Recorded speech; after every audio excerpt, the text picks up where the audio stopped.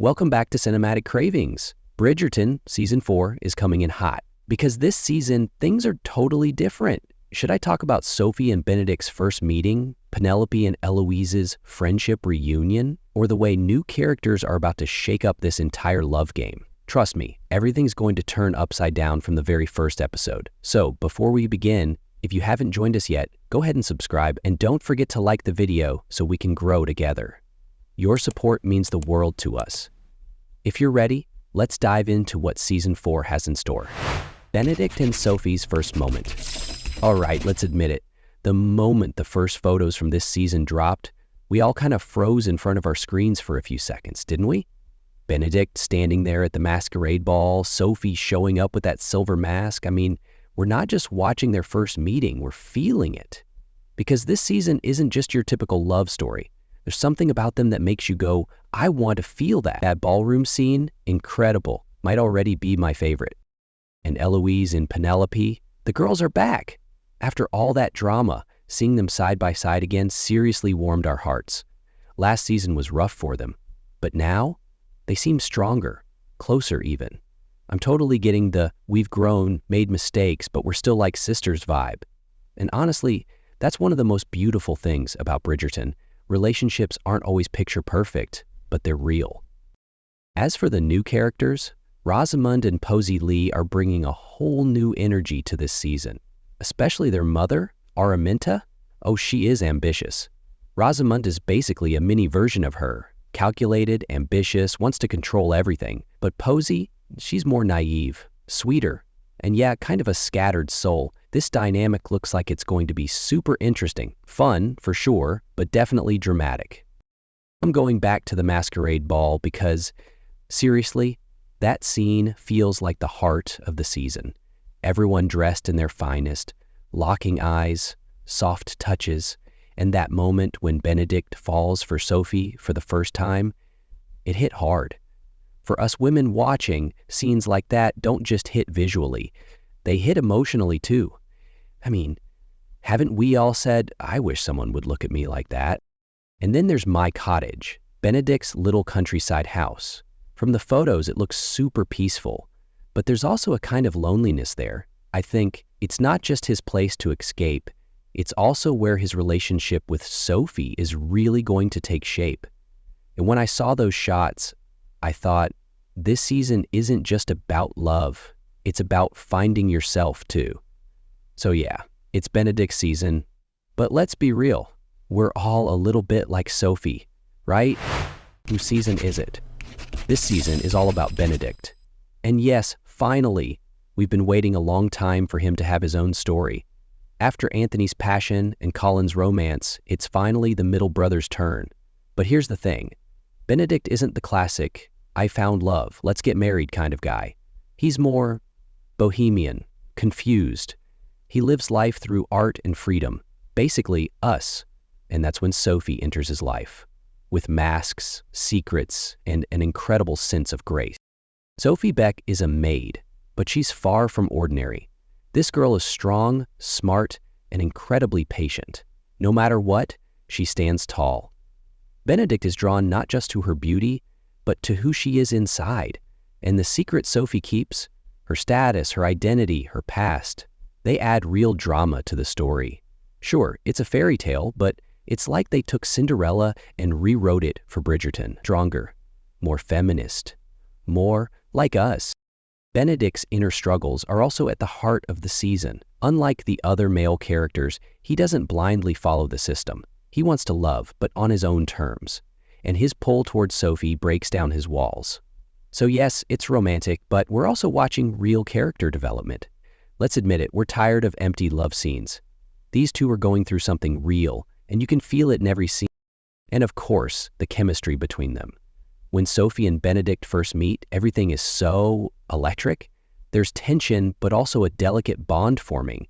This isn't a they locked eyes and fell in love moment. It's something that builds over time. And as you're watching, you're constantly wondering, is this when he finds out? When is that secret going to explode? That's one of Bridgerton's biggest strengths. It shows love not just as sweet and romantic, but also messy and complex. This season isn't just a love story. It's Benedict's journey of self-discovery, Sophie's fight to be heard. These two complete each other, but first, they have to complete themselves. And I think that's a powerful message, especially for female viewers. Love is wonderful, yes, but you have to learn to be yourself first. That's exactly what Season 4 is about, and that's why it's worth watching. New arrivals, familiar faces. Bridgerton introduces new characters every season, but this one, oh, it's packed. First, Rosamund and Posey Lee arrive in Mayfair. And girls, these two sisters come from totally different worlds. Rosamund is her mother's favorite.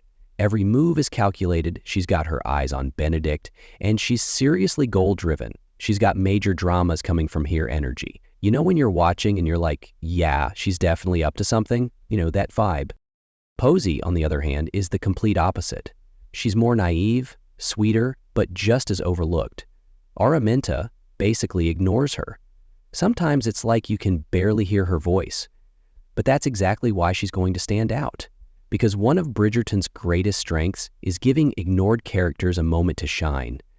And I have a feeling Posey might be the surprise character of the season. We all love a good underdog story, don't we?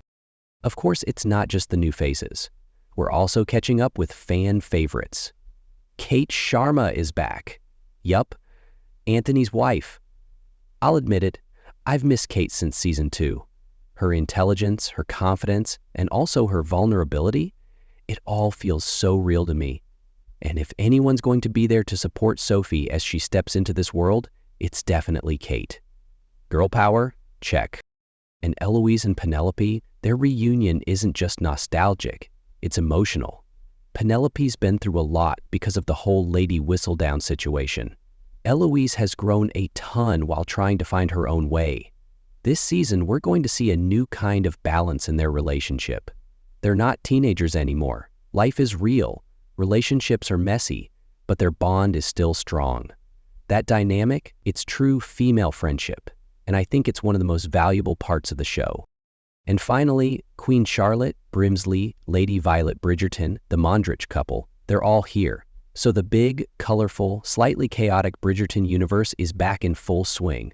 But here's the great part. The new characters aren't just there for show.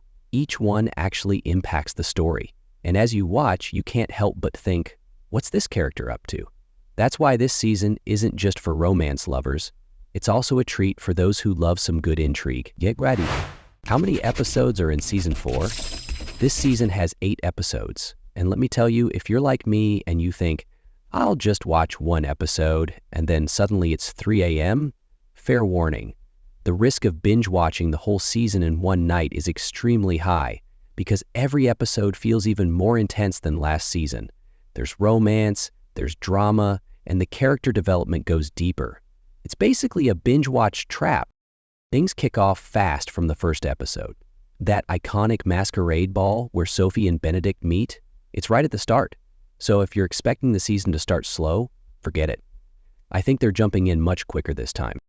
And by the way, it's not just about love in every episode. There's a focus on personal journeys too.